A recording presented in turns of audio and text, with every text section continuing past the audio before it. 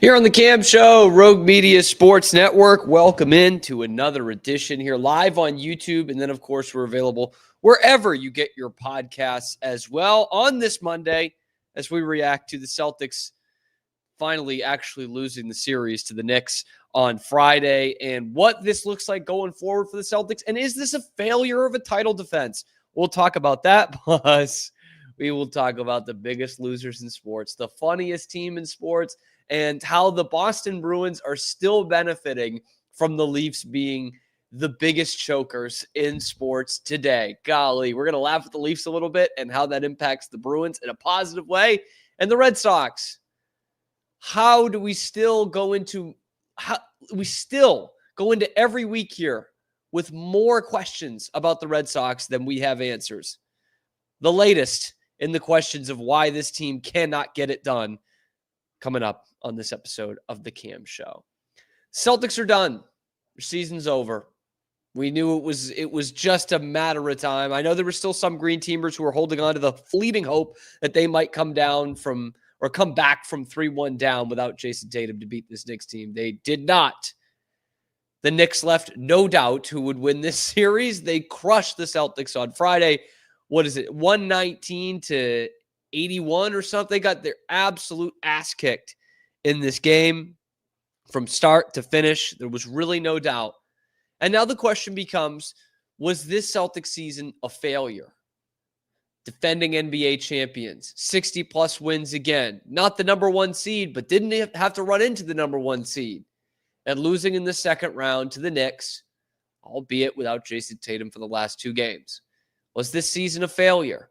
Yes, it was. I don't know how you can sit there as a Celtics fan and not think this was a failure.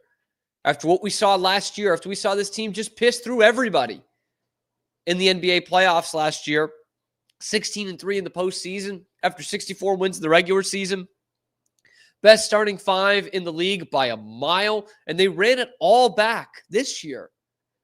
They didn't lose anybody, really. And now all of a sudden, it's like, oh, well, this didn't really go right, and they had some injuries, and this was a failure, man. Losing in the second round of the Knicks is a failure. I know Tatum got hurt, and he didn't play the last two games. The series was already gone. The series was 3-1 by the time he gets hurt. Jaylen Brown playing through an injury. He's playing through one all year. You know, Kristaps Porzingis, who the hell knows with this illness? But you add all that together, man, nobody showed up to play. And the Celtics, for the second time in 3 years, maybe the third time in 4 years, lost to an inferior team. I'll even give you a pass on Golden State. You've got a top 15 player ever, right? But the Celtics might have been a better team than the Warriors at that point. They were certainly a better team than the Heat in 2023, and they were definitely a better team than the Knicks in 2025. And yet, still, you lose, you blow 2 20-point leads, you fall down 2-0 in the series at home. Like, there's no excuse for that, man. That's a straight-up failure. That's a choke job. And whether it comes down to the players or Coach Mazzulla, like, that's a different argument. But we need to start with the fact that this was a failure. And that Jaylen Brown, happy that he played through it and was trying, I don't think proved much to you in this series and in this postseason that he could be a leading guy for a contender next year without Jayson Tatum. I think anybody who thought that going into Friday cannot be thinking that on Monday after seeing that Game 6 and having a few days to rest on it. But yeah, to lose by 38 points in a Game 6 where you got the dead cat bounce in Game 5, it can't be seen as anything other than a failure. And I know Brown was battling an injury, but he was out there. He went 8 for 20 in this game. He was a -30, and he fouled out in the third quarter in an elimination game. How can that guy be your guy going into next season? How? How do you just run that back and say, no, JB's got us. JB's going to be our leader. We'll be fine. Not after that performance. And he wasn't the only one. Drew Holiday was a shell of himself in this series. Got to imagine he was playing through something as well. I mean, everyone was. Derek White, probably my favorite player, man. 3 for 11 in the final game, 2 for 8 from 3. He was a minus 45. Minus 45 for one of the best defensive guards in the entire league. But Jaylen Brown in this series, he ends up averaging 21 a game, and that's where scoring stats are misleading. He was 7 for 19 on average in this series. In a series where you needed to get something heroic from him. Even before the Tatum injury. Couldn't give it to you. Wasn't an impact player on the defensive end. Wasn't an impact player in terms of efficiency. None of it. That's not a guy who's going to carry you next season to still being a championship contender. That's a guy who will carry you next season and you're going to be picking in the lottery. That's why I think the Celtics have to seriously consider what trade packages they could get for Jaylen Brown with this new structure of the CBA and the second apron and with how much salary they're going to need to shed anyway. I think the Celtics need to listen to that. And this isn't me saying, oh, Jaylen Brown had a bad series when he was playing with a torn meniscus. You need to get his ass out of here now.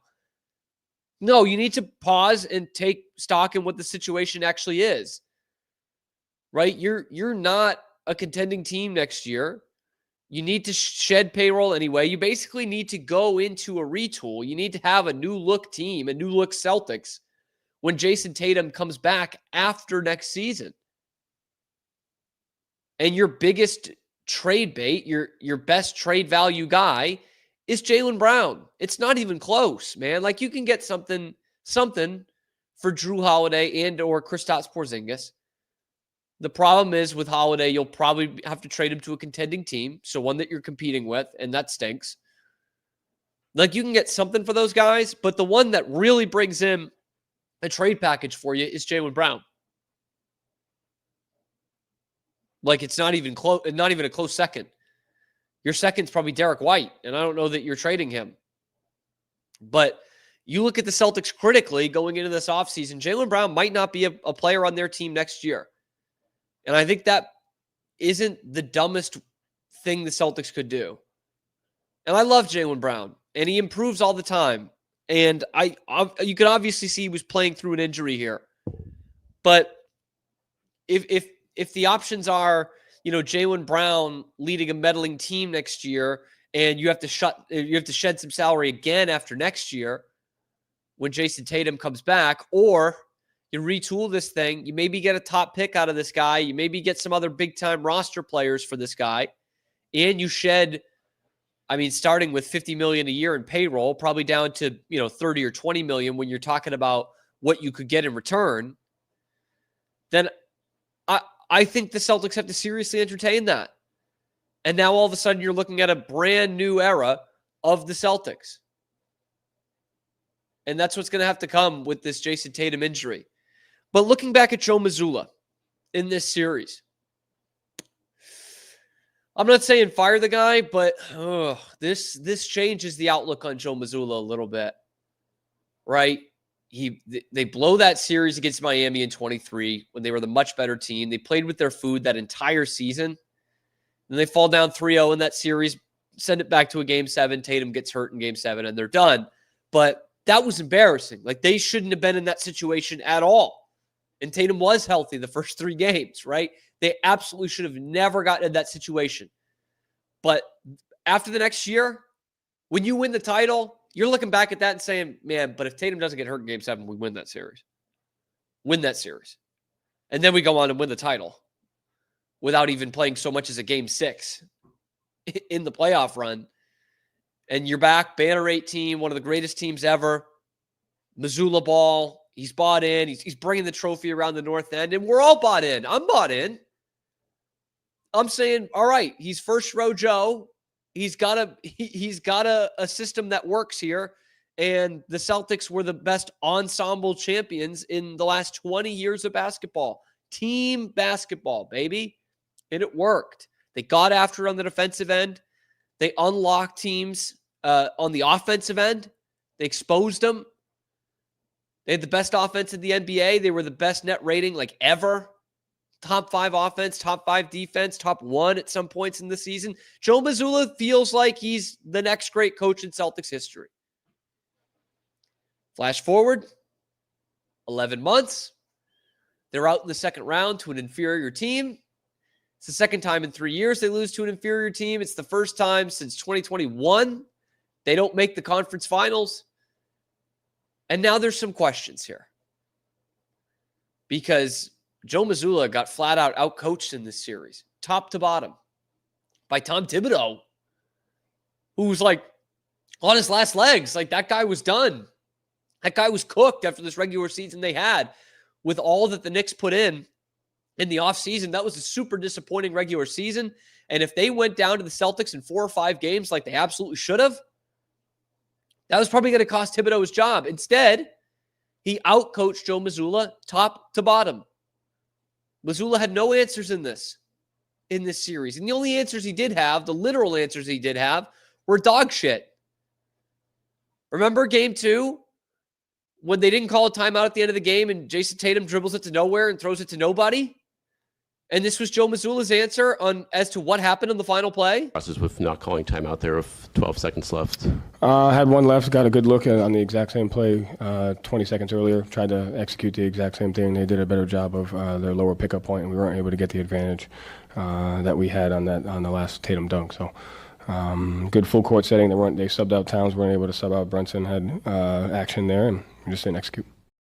Oh, yeah, that's right. He tried to run the same play twice in the final 20 seconds of a game. That was his best answer this series.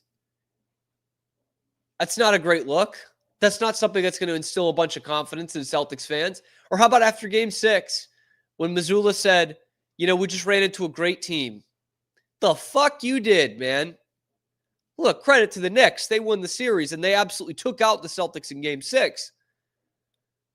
But nobody was thinking the Knicks were the better team. In fact, the Celtics were favored in game 5 when Jayson Tatum was not going to play. And Kristaps Porzingis was an absolute shell of himself. That's what the people that set these lines think of the Knicks and being the better team. I don't want to say they're garbage or anything, but they were not a better team than the Celtics. The Celtics shat the bed. The Celtics choked that thing, man. From minute 1, they never had it in their hands, and that was their fault. Jalen Brunson, hell of a player. Wouldn't say he had this, LeBron against Toronto Raptors kind of series here. He was good. Towns was solid. OG Anunoby, good. But nobody, this was not like Jimmy Butler in those Heat series, just putting them on his back, and you're saying, man, they can't stop him. Butler's putting a team on his back. Nothing you can do about that. That's the NBA. It wasn't that. The Celtics were a better team than the Knicks, and they let it slip. Like, big time. The Knicks took it to them in this series. They had the bigger balls. And that, at some point, does fall on the coaching as well as the players. But I also can't sit here and say the players have their hands completely clean here. This is a championship core. It's a team that literally won the title last year. But before that, they were known for losing to inferior teams and losing when the going got tough. The Heat were an inferior team in 23. Celtics lost that. 22, again, you can give the Steph Curry excuse, and I'll hear that out for sure. But the Celtics were favored in that series. Even though they started on the road, they were favored in that series, and they were a better overall team than that Warriors team.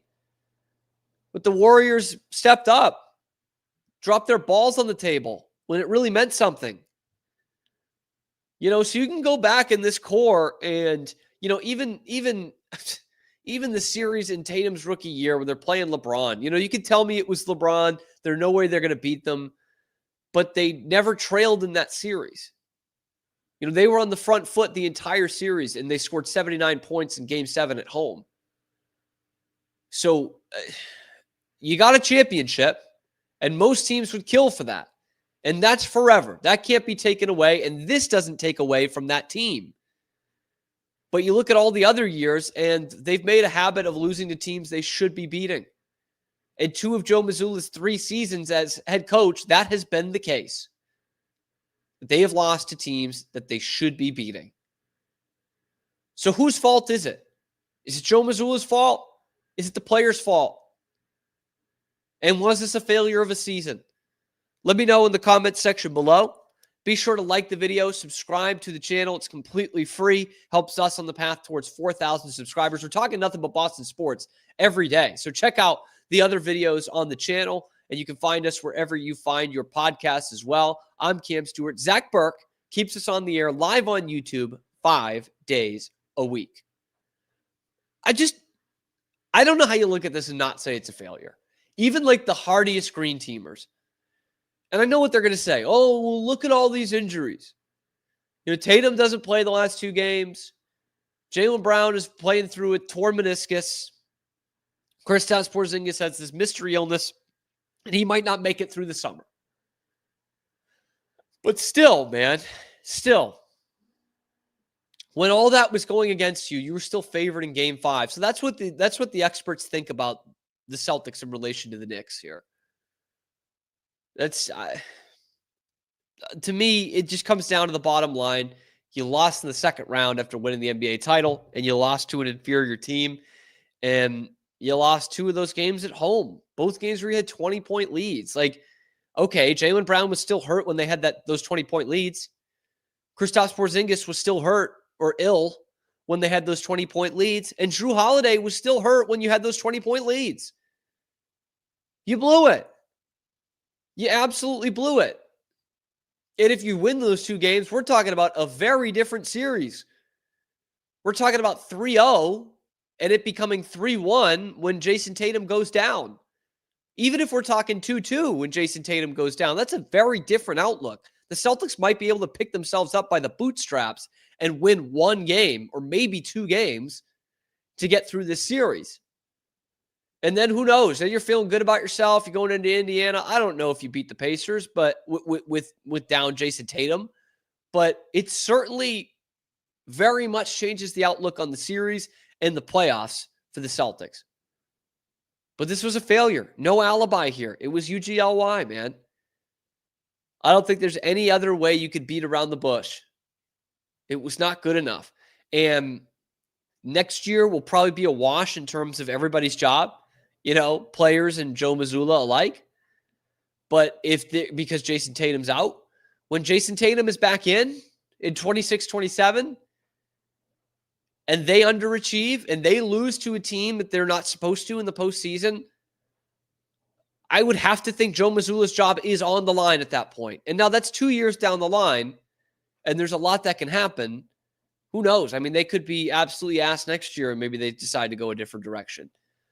But if they do it once again with Jayson Tatum healthy and on the roster and they don't get it done, like they don't beat the teams they're supposed to beat in the postseason, then this could be a very quick Joe Mazzulla era, especially with a new owner in here. I know it's Brad Stevens' call, likely, but with a new owner in there, it can absolutely change a lot of things. And boy, change is the operative word around the Celtics right now. It's going to be a lot of change. Anyway, again, let me know what you guys think in the comments section below. Be sure to like the video, subscribe to the channel. We come to you live every weekday, high noon Eastern time on YouTube, and then wherever you get your podcasts. Cam Stewart, Zach Burke alongside. We got to talk about my favorite team to talk about. Not a Boston team, not one that I root for, but one that I just take so much pleasure in seeing them miserable. The Toronto Maple Leafs. The biggest losers in sports, and how that benefits the Bruins, next on The Cam Show. We'll be right back after these quick words from our sponsors. This is Rogue Media Network. At Open Goal USA, we're revolutionizing training for both soccer and lacrosse with our innovative portable rebounders. Perfect for players of all ages and skill levels, our rebounders improve accuracy, control, and technique in both sports. Built with premium materials for durability and ease of use, they're ideal for training anywhere, anytime. Whether you're perfecting your soccer game or sharpening your lacrosse skills, Open Goal USA has you covered. Visit OpenGoAAALUSA.com and elevate your training today. Relax with Hemp Delicious. Organically grown hemp, massively blended with delicious organic herbs, responsibly sourced for their holistic benefits. Each sip offers calming, antioxidant-rich wellness. Brewed just for you. Sip the calm with Hemp Delicious. Find your blend at hempdelicious.com. Introducing Muck-Off's classic pink bike cleaner, powered by revolutionary nanotechnology that breaks down dirt and grime on a microscopic level while protecting your bike's delicate finish. Developed by our mad developer Alex and tested by riders, our products are made by riders for riders. Discover more at us.muc-off.com, where we break the mold to bring you the best in bike care. Visit roguemediamusic.com for more music.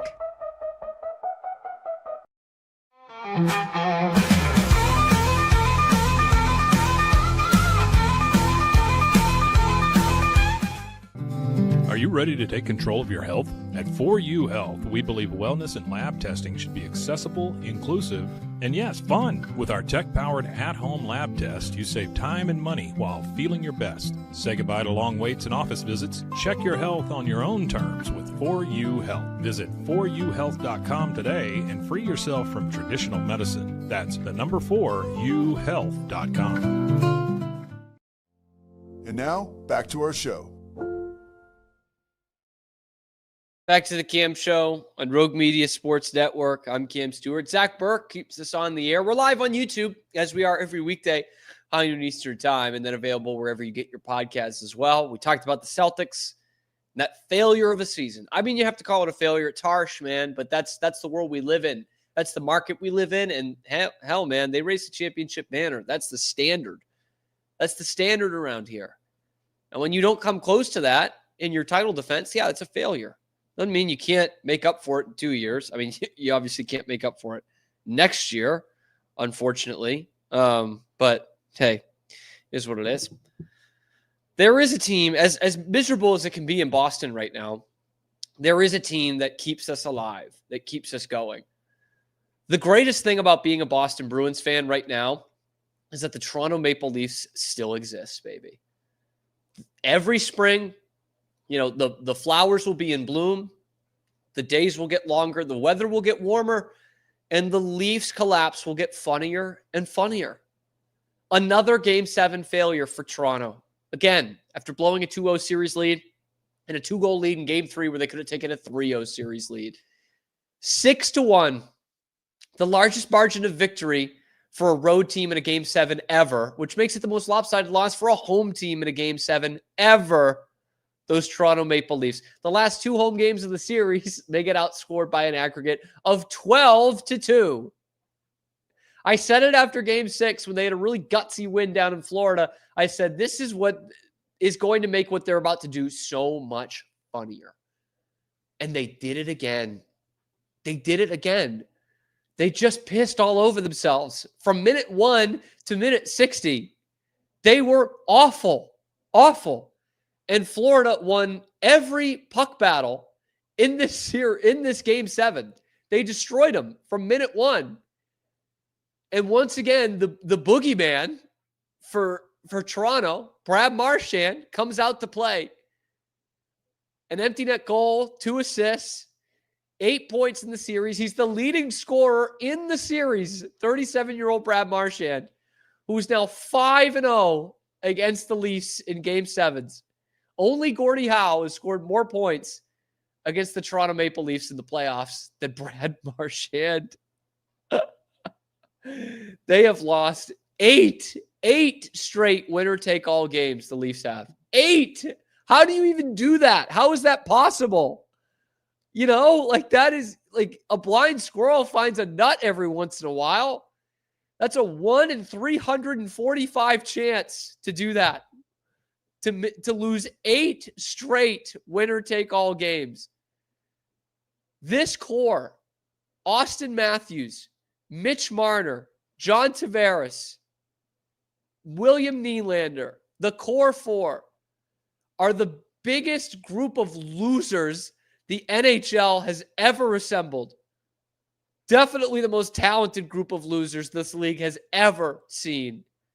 There's no other thing to call them. They're skilled, they're fun, but they're fucking losers. They're the biggest losers in professional sports right now. And I don't think there's a close second, to be honest with you. The Bills, maybe. And what's sad is there's so much overlap in those fan bases. But like they're not even close. This was supposed to be the core that brought the Leafs a championship. And I think if you put them in maybe any other market for any other team, they probably do that. They've probably already done that. But in Toronto, it can't happen. And this is what they used to say about the Red Sox before 2004. The Leafs are doing it now. They don't just lose. They raise it to an art form. Okay, they find new ways to do it. This year, they had it. They had it laid out for them. They got some grit on the defensive side. Matthews became an incredible defensive player at the center position. Mitch Marner finally breaks over the 100 points plateau. Nylander, second in the league in goals. Right? All these guys. Tavares has a bounce back year. Like everybody's starting to fill their role. They have the goaltending. And you look at the playoffs, you don't have the big bad boogeymen Bruins waiting in the first round. There goes that excuse. It's wide open for you.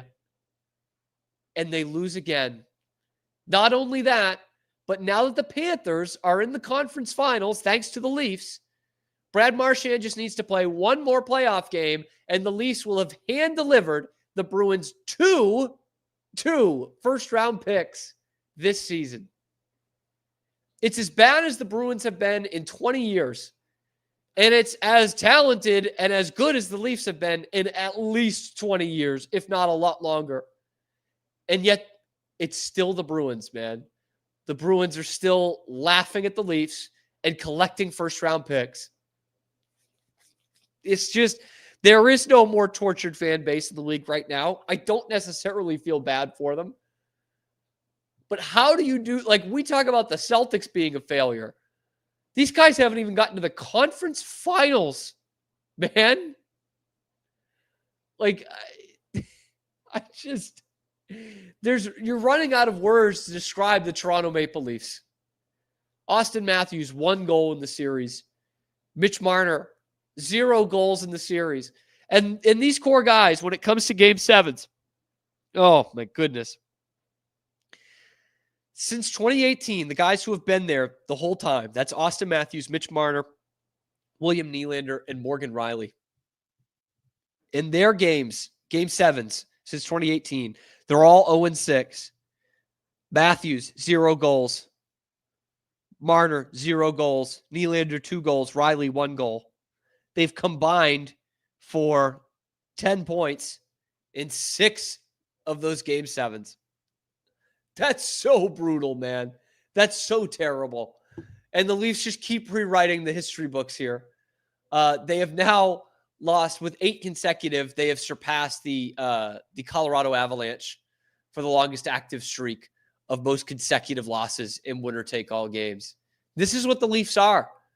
They're just a bunch of grade A fucking losers. From the top of their head to the tip of their toes, man. Just nothing but losers.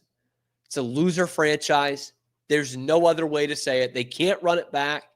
They're probably going to have to fire Shanahan as the GM. They just keep firing people. I don't know if they can win in that city. It's such a fishbowl. They even blew a huge lead in the bubble in 2020 when there were no fans out there. They blew it again in 2021 when there were no fans in Canada. Like they can't do it, man. They can't do it. Oh, it's funny. It really is funny. But I'll say the one drawback if you're the Bruins, and this is something we're going to need to dive more into as the weeks and months go on here as we get closer to free agency.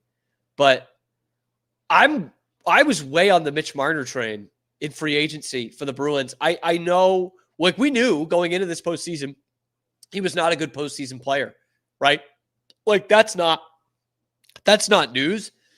And you see a guy who's a 100-point player going as a UFA out to market. That very rarely happens. Look at the Mikko Rantanen thing. Look how much shit had to happen for him to not become a UFA. He got traded twice and then signed a 12-year sheet or an 8-year sheet for 12 a year. So this does not happen very often. And the Bruins really need some high-end talent, offensive talent. And it was one of those things where it's like, yeah, well, we missed the playoffs, so let's wait till we actually get there first for that to be a concern for the Bruins. And again, nothing's changed. I shouldn't be saying this, but I watched that series, and I see him get no shots on goal in a 2-game stretch. No goals in the series. I'm like, how can I feel good about this guy?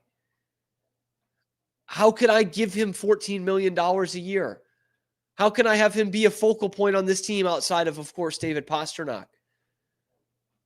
Because we do want to win in the playoffs. And by the way, I don't think Pasternak's been bad in the playoffs, but he's had some stretches where he hasn't produced. Last year, in that Toronto series, his coach needed to call him out before Game 7, and then he scores the Game 7 overtime winner.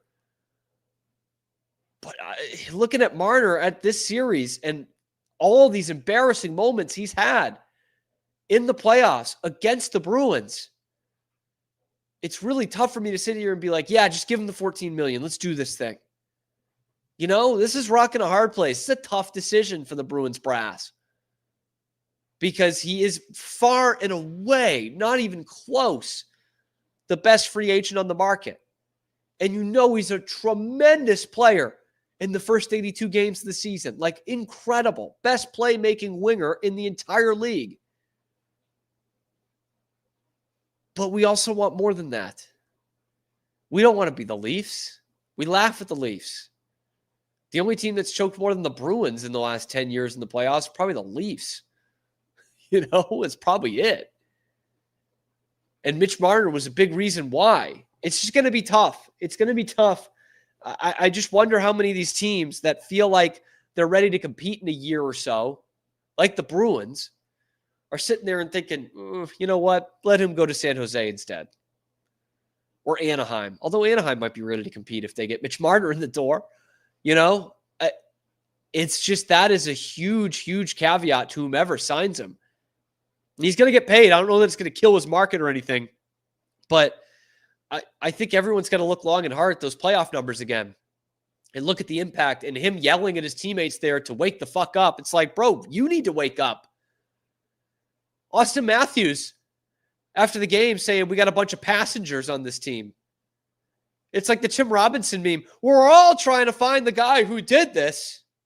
You're the passenger, bro. You are Iggy Pop. You're the fucking passenger here. You ride and you ride and you ride. And nobody's driving the goddamn thing. Make you the captain because you are the franchise player and you get one goal in a 7-game series. Like, Leafs fans, how do you do this? I don't never condone giving up on your team. I don't want you to ever do that. But how are you not just sick of this shit? Like, trade everybody. Fire everybody.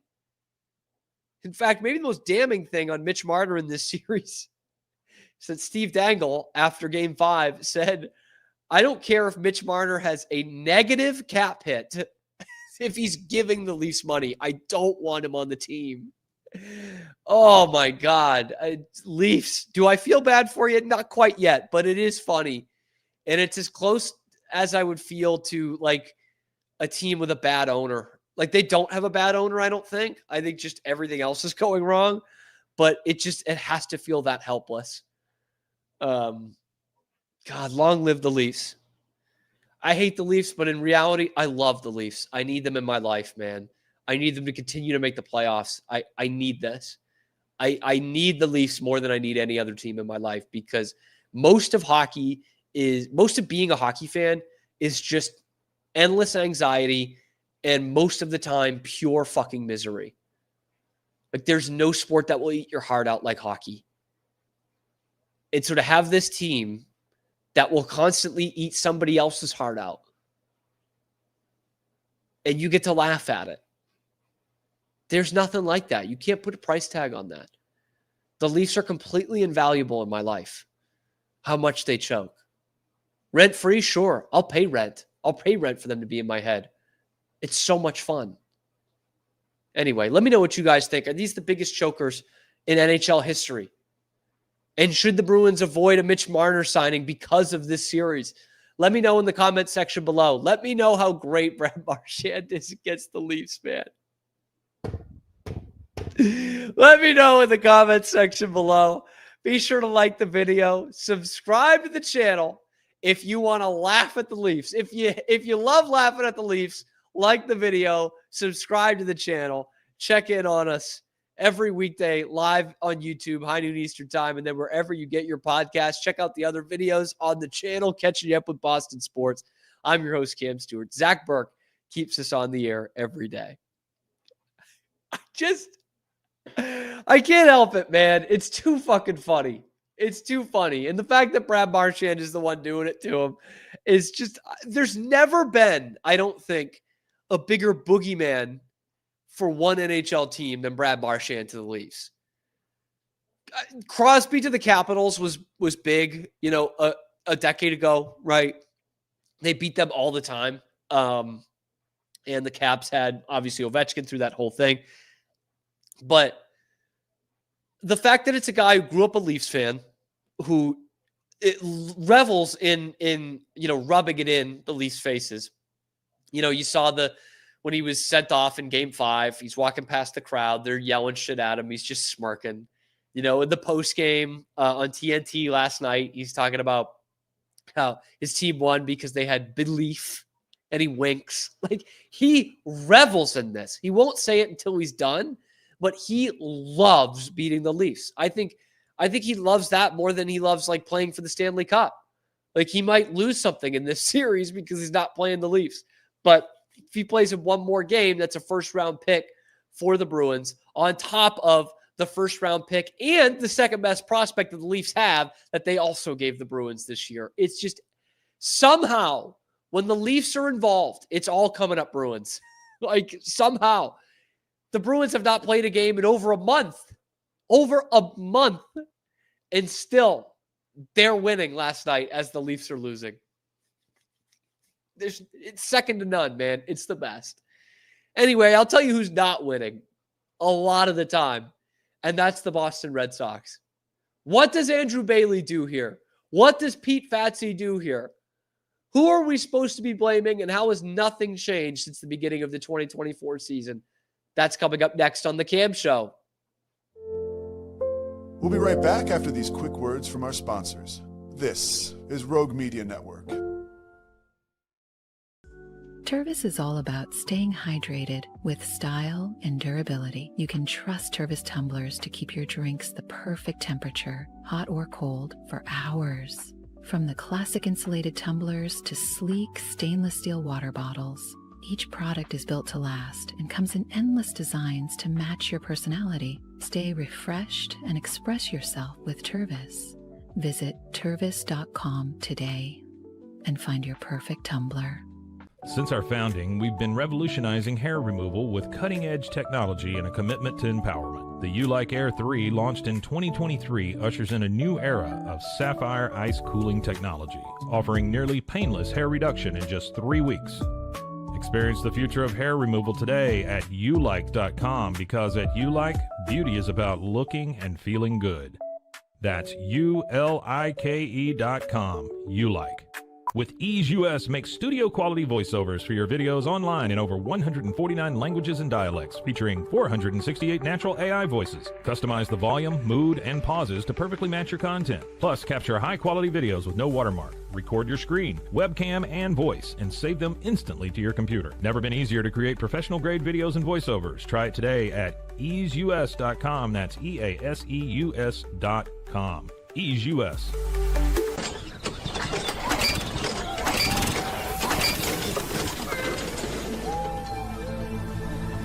Just use AMPACE. AMPACE.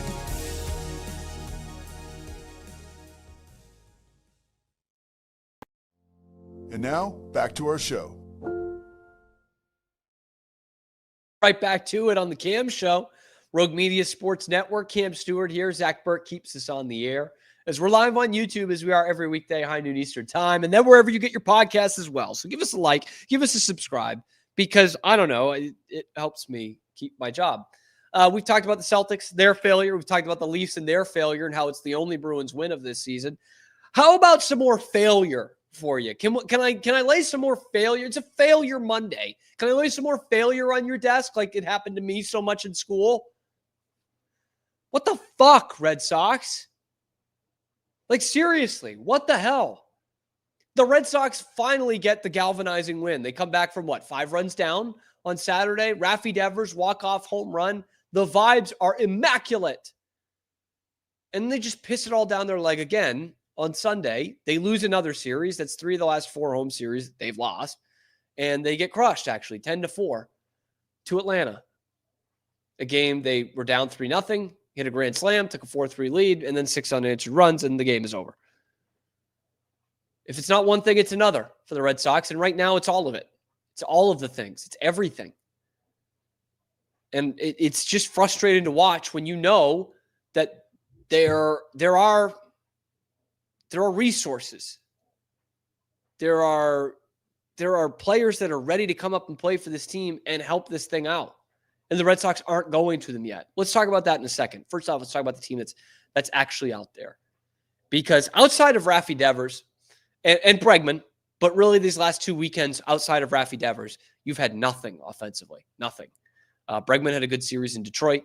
He kind of fell off a little bit in this series. But outside of those 2 guys I'll give you, you're getting really nothing. And you've still not figured out first base. You waited, a week and a half, almost 2 weeks after Tristan Casas got hurt for you to actually start having somebody take ground balls at first base. And who knows when Christian Campbell's going to come in, because Cora then says, oh, everybody we put out there gets hurt, so we're going to have to wait. Okay, so you're just going to get more Romy Gonzalez and Abraham Toro, and you're still going to get an absolute albatross in the cleanup spot. It's from Rob Bradford, EEI.com. That cleanup spot is atrocious. They have had a combined OPS of 518 in the cleanup spot, your best power hitter spot. That's way, way, way the worst in Major League Baseball. The next worst group is the Rangers at 572. 54 points ahead of the Red Sox OPS in the cleanup spot. And despite what the fans behind me at the Cubs game said yesterday, 518 is a bad OPS. The guy behind me was so convinced that a guy with a 702 OPS was just knocking the cover off the ball. Yeah. So they would have loved this cleanup spot for the Red Sox. But you look at this and you were really banking on 2 guys who were hurt most of last year to be big parts of the lineup this year, right? Tristan Casas and Trevor Story. Obviously, Casas is out for the year. He was pretty ass before he got hurt. And Trevor Story doesn't look like a major league hitter. His OPS, 618. He's had 11 hits in the last 22 games. 1 extra base hit in 3 friggin' weeks. 1 extra base hit, 33 strikeouts, and 89 at-bats. That's brutal, man. Fucking brutal. And the pitching isn't much better because the starting pitching was supposed to be much better going into this year. Has been, spinning wheels would be giving them a compliment. Right? You go out and you get Crochet. He has been as advertised. He's been excellent. He's shoved for you. Outside of that, you thought you had a pretty damn good rotation. All-star, Tanner Houck. Brian Bayo was going to come back into this thing. Giolito was back. Walker Buehler bounced back year. Of course, he's been hurt. He's going to be back next week, apparently. He's been hit or miss. And you were going to get Cutter Crawford at some point as a spot starter. And yet the best starter that you've had outside of Garrett Crochet has been Hunter Dobbins, who was roughed up his last time out. Tanner Houck, abysmal, one of the worst starting pitchers in the league. Brian Bayo, again, pissed it down his leg yesterday. Their whole team ERA for starters stands at 4.45. A hearty 24th out of 30 teams in Major League Baseball. So far, you were supposed to have a better lineup. Wrong. You haven't. You're supposed to have better starting rotation. Wrong. Your weakness was going to be the bullpen. Still a weakness. There's no facet of this game other than base running and really stolen bases because they still make outs on the base paths that has improved for the Red Sox since the start of 2024. You got to ask the long, hard questions about your coaches. I know it comes down to the players in baseball more than anything, but you don't fire the players. Pete Fatsy, why can only 2 guys in the lineup hit? Where's the approach? Where am I seeing the approach? putting the ball in play, which they can't do. They're the worst team in the league with runners in scoring position. Or Andrew Bailey. You fix the philosophy, quote unquote. Fix the philosophy.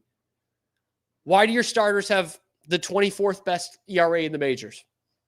Why can Brian Bayo still not figure it out? What's the deal? Why can Lucas Giolito have 2 good starts, 2 bad ones? Why can Tanner Houck have a couple decent starts in between 2 of the worst in Red Sox history? What does he do here? How has he improved this rotation at all? They're worse than last year right now. They're worse. And they were a mid-team last year. They were 81-81. And as is all great things with the Red Sox, good or bad, my dad, who's been watching this team for 60 years, usually sums it up pretty perfectly. He says, Red Sox are a mess. Bottom third of the order belongs in Worcester. Top of the Worcester order belongs in Boston. Starting pitching, terrible. Bullpen looks great when it's protecting a 6-run deficit, but terrible when it's trying to hold a lead. But that Worcester point, I think we need to get to. The bottom third of the order belongs in Worcester. The top of the Worcester order belongs to Boston. And that's what's been frustrating for a month here. Because you're about to hit that Memorial Day milestone where you really start to pay attention to the standings in Major League Baseball, where you get your first kind of measuring stick of where you're at. That's a week from today. It's like, when are you going to bring these kids up? They're not going to cover off the ball in Worcester. They don't need to be in Worcester anymore. You could have argued they didn't need to be in Worcester to start the season.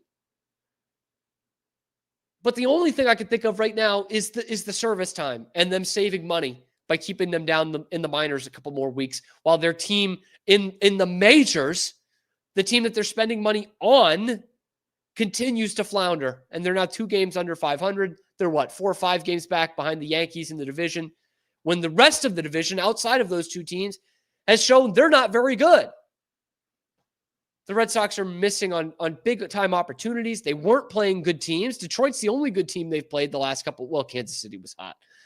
But they had the easiest the easiest schedule in baseball going into that Kansas City series. Atlanta was a team that's just like you. They started the season 0-1 billion, and they're 500. They're now above 500 because of you. They needed a get-back series, and they got it because they played you in your home ballpark.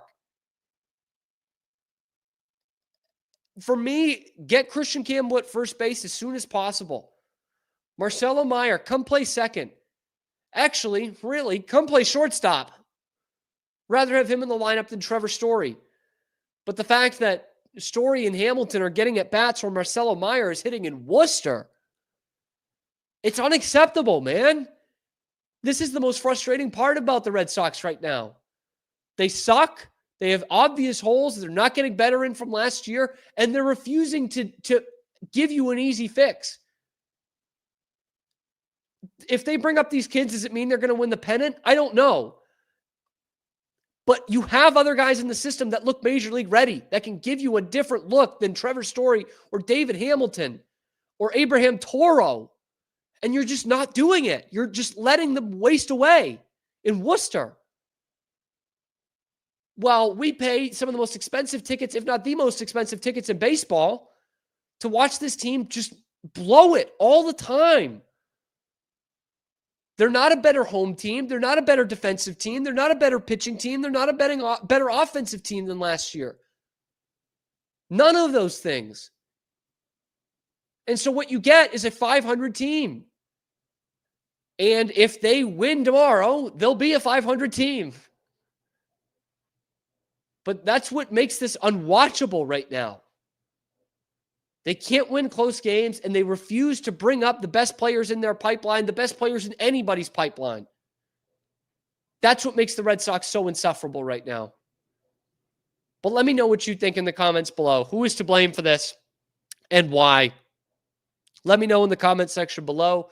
Be sure to like the video and subscribe to the channel if you're frustrated with the Red Sox or if you think the Red Sox can turn it around. I'm your host, Cam Stewart. Zach Burke keeps us on the air. Check out the other videos on the channel talking Red Sox and everything Boston sports. We're live on YouTube 5 days a week at high noon Eastern time And then we're available wherever you get your podcasts. So a special thank you to Zach. Special thank you to all those teams failing this weekend that gave me a lot of Failure Monday content. And we will see you tomorrow on another episode of a little ditty that we like to call The Cam Show.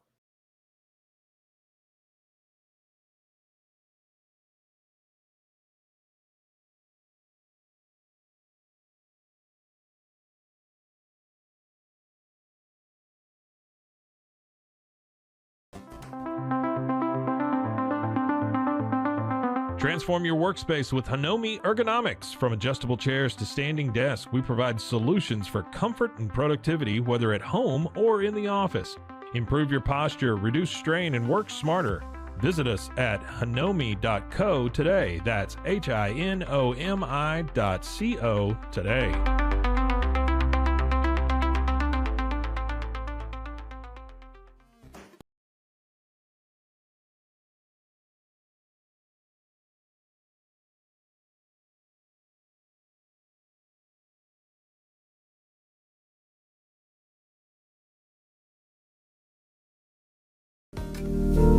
Experience the future of secure private cloud storage with Internex. Protect your files with end-to-end encryption, ensuring your data stays private and accessible only to you. Enjoy seamless, fast storage without compromising security. Visit Internex.com today and take control of your digital life. That's INTERNXT.com today.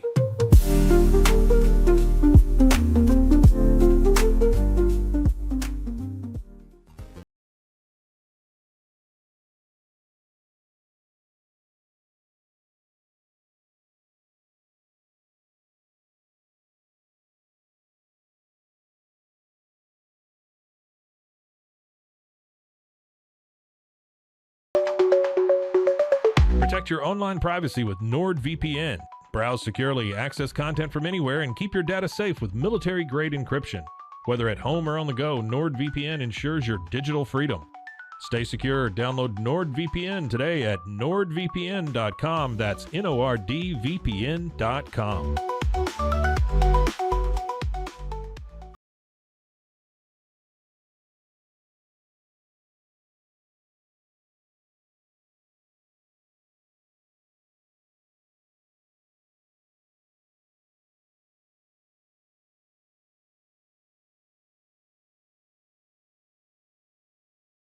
At Tusane's, we understand that maintaining a healthy lifestyle can be challenging, especially in today's fast-paced world. That's why our mission is to make fitness accessible to everyone, anywhere. Committed to excellence, we adopt a user-centric approach guided by ergonomics and medical science. With a team of seasoned professionals in R&D, design, and manufacturing, we prioritize quality across our entire product line. Visit Tusanes.com today and start your journey to better health. That's TOUSAINS.com.